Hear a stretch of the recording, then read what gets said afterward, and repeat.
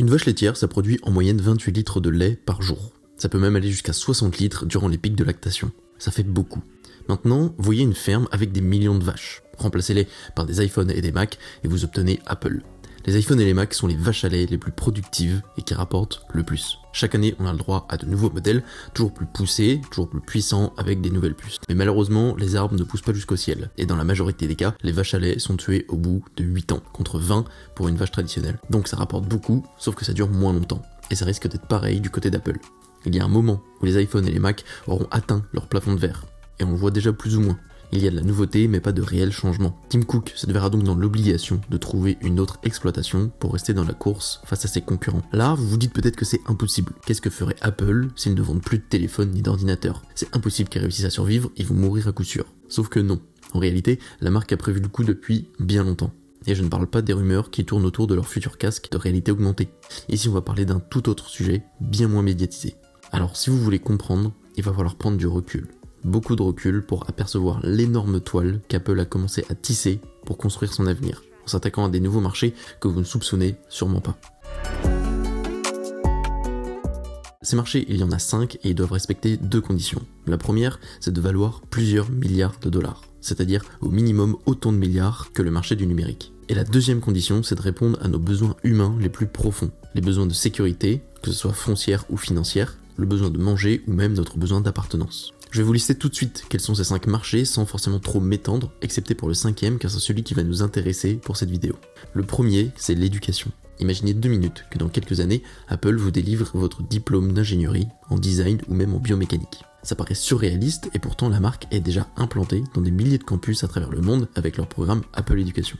Ils fournissent des iPads avec l'Apple Pencil pour remplacer les cahiers et alléger le sac des enfants, faciliter le suivi des élèves, augmenter la concentration des étudiants avec des interfaces beaucoup plus fun qu'un cahier blanc tout triste. D'ailleurs, si les rumeurs d'un casque VR sont bel et bien vraies, ça participerait à étendre leur toile sur le marché de l'éducation. Le second, c'est la santé. On sait tous qu'Apple veut qu'on soit en meilleure santé possible. Ça les intéresse énormément et ils font tout pour qu'on joue le jeu. L'Apple Watch est pensé pour faire du sport, les nouveaux iPhones ont une détection d'accidents qui appelle automatiquement les urgences, et pour les femmes, il y a même une app native à l'intérieur du téléphone qui suit les cycles menstruels. Apple récolte un maximum de data pour s'immiscer dans le marché de la santé afin d'en prendre le contrôle petit à petit. Donc je serais perso absolument pas étonné si on voit des assurances santé Apple apparaître au fur et à mesure des années, ou même carrément des hôpitaux dans un futur proche. On arrive au 3e marché auquel Apple veut s'attaquer, et c'est la finance. Dites-vous bien une chose, c'est que si Apple demain veut ouvrir une banque, ils peuvent. Ils ont plus de cash en réserve que les Émirats Arabes Unis, que la Malaisie ou même que le Danemark. Donc c'est hyper logique qu'ils veuillent s'attaquer à ce marché de la finance, et ils ont déjà bien commencé. En France, on a Apple Pay. Sauf qu'aux États-Unis, ils sont un cran au-dessus, l'Apple Card est disponible avec un système de cashback. Et la marque a tout compris. Ils savent faire changer les choses, les gens ne veulent plus se compliquer la vie avec de la paperasse, ils veulent que ce soit clair, simple et que la carte donne un statut social. Pas une vieille carte en plastique toute moche qui perd sa couleur au bout de 3 usages. Le 4e marché, c'est le transport. Là, on est tous au courant, ça fait plusieurs années maintenant qu'Apple bosse sur le projet d'une voiture avec son projet Titan. Il y a énormément de rumeurs sur le sujet, mais aucune n'est vraiment viable. Et je pense que la marque a une vision beaucoup trop en avance de ce que les gens sont prêts à accepter. On arrive maintenant au 5e et dernier marché, celui qui va nous intéresser pour cette vidéo, c'est celui de la construction. Là vous doutez peut-être, vous comprenez pas trop pourquoi une entreprise qui vend des téléphones voudrait se mettre à couler du béton et utiliser une truelle pour poser des parpaings. Comme si Tim Cook allait enfiler des bottes et un casque pour faire votre future maison. Et bah ouais. C'est à peu près le plan. À votre avis, pourquoi ils ont déboursé plus de 5 milliards pour l'Apple Park? Pour vous donner un ordre d'idée, 5 milliards ça représente 10 fois la valeur du Stade de France. Donc c'est pas juste pour faire beau et impressionner les copains. Le projet a été réfléchi depuis bien longtemps et présenté en 2011 par Steve Jobs lui-même, qui malheureusement ne le verra jamais achevé. L'Apple Park c'est une véritable œuvre d'art du génie civil. Ça a été un prétexte pour Apple afin de devenir un immense laboratoire de recherche et développement pour le marché de la construction. Et pendant sa construction, la marque a déposé plusieurs centaines de brevets pour les vitres, pour les systèmes de climatisation, les systèmes de consommation d'énergie, les systèmes de sécurité, sur les solutions antisismiques et même sur les dalles en béton qui ont été développées spécialement pour le chantier et qui sont uniques au monde.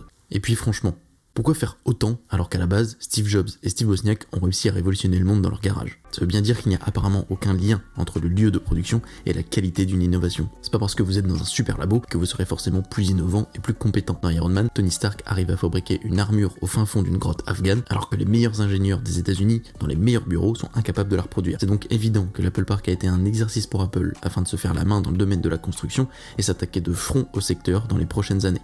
Et ça risque de faire très mal. Sauf que c'est pas tout. Toute la structure a une signification particulière. L'Apple Park n'est pas un simple anneau tout beau, tout rond. L'Apple Park était le dernier projet de vie de Steve Jobs, et vous connaissez le loustic, rien n'a été laissé au hasard. Parce que c'est pas tout de faire un nouveau QG, encore faut-il qu'il soit réussi et qu'il ait du sens. Sachant que sur les chantiers, rien ne se passe comme prévu, on peut se demander si la forme est justifiée, cohérente, et si le design global de l'Apple Park est vraiment à la hauteur des espérances d'Apple.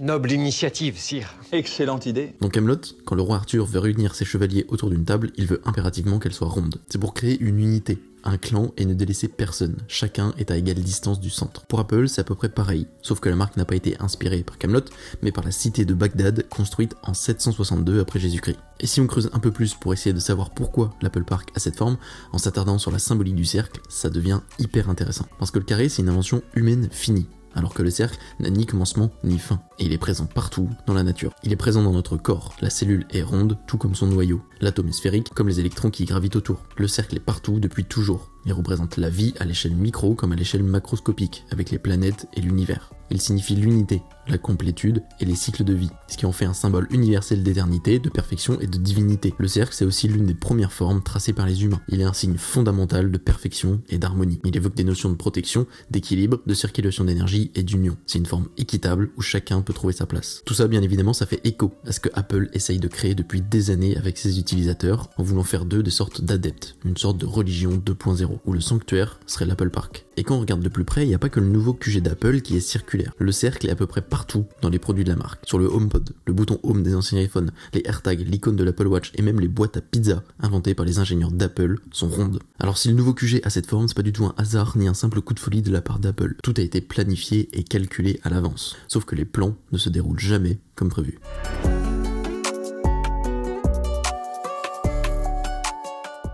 Pour un chantier d'une telle envergure, il faut un architecte à la hauteur du projet qui partage les mêmes valeurs esthétiques que la marque. C'est donc vers le bâtisseur du viaduc de Millau qu'Apple s'est tourné. C'est une légende vivante, il s'appelle Norman Foster. C'est aussi lui, d'ailleurs, qui a fait l'énorme suppositoire dans le centre de Londres. Et je sais pas si vous avez fait attention, mais quand on voit toutes les vidéos sur internet de l'Apple Park, on le voit très souvent vu du dessus. Et ça c'est pour une raison très simple, c'est que sur Terre, on voit rien. Norman Foster a fait en sorte que lorsqu'on est à côté, on puisse l'oublier et quand même y voir le paysage. Le bâtiment d'Apple s'efface complètement derrière les arbres et l'environnement. Mais même avec son immensité, tout a été pensé dans les moindres détails. Les espèces de sourcils blancs qu'on voit tout autour sont faits pour réfléchir le plus de lumière possible et refléter l'environnement extérieur. Et si tout est vitré, il y a aussi une raison. C'est pour avoir un maximum de lumière naturelle et voir ce qui entoure les employés, qui ont quasiment l'impression de vivre dehors. Rien de pire pour des créatifs et des ingénieurs que des bureaux sans vitres avec une lumière artificielle. Les humains ont besoin d'inspiration constante et avoir une vue à 360 degrés sur la montagne, les arbres, le ciel, les nuages et les gens font partie d'une bonne santé mentale pour être plus productif et créatif. Maintenant sur le plan ingénierie, Apple s'est aussi pas mal gavé. L'Apple Park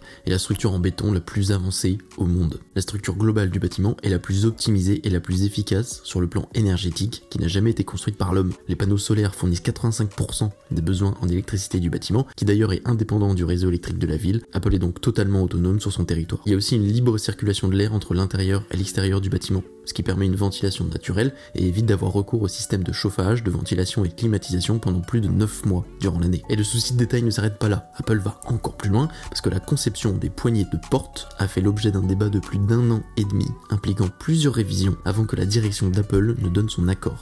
Il fallait qu'elle soit facile à nettoyer, facile à comprendre pour tout le monde, allant des employés de ménage à Tim Cook, que ça soit facile à monter et à démonter, et assez longue pour avoir une préhension qui correspond à la taille de chacun. Et ça va encore plus loin, parce que Apple a aussi voulu que les angles de ses murs et de ses escaliers soient les mêmes que celui des iPhones. Il a aussi fallu une directive de plus de 30 pages pour forcer l'utilisation d'un bois très spécial comme matériau de construction. Et le summum du détail se passe sur les extincteurs. Apple était en total désaccord avec le service d'incendie du comité de Santa Clara. Car tenez-vous bien, la police d'écriture ne leur convenait pas. C'est vous dire le niveau de névrose qu'Apple a sur les détails.